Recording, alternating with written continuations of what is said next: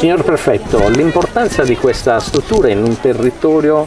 che tra l'altro si presta per la natura ad accogliere tanti bambini e tante persone con disabilità.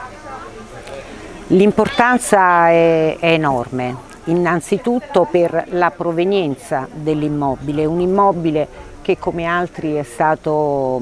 confiscato alla criminalità organizzata e quindi diciamo questo è il primo punto di partenza positivo che vede poi la realizzazione di un progetto più che meritevole, non solo con fini sociali, ma fini sociali destinate a, diciamo, a categorie con fragilità e quindi credo che assuma un rilievo, un'importanza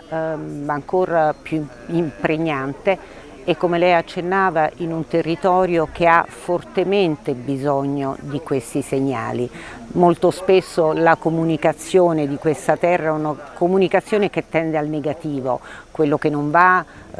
quello che non si è fatto. Questo è un classico esempio di quello che si può fare e come si può fare bene.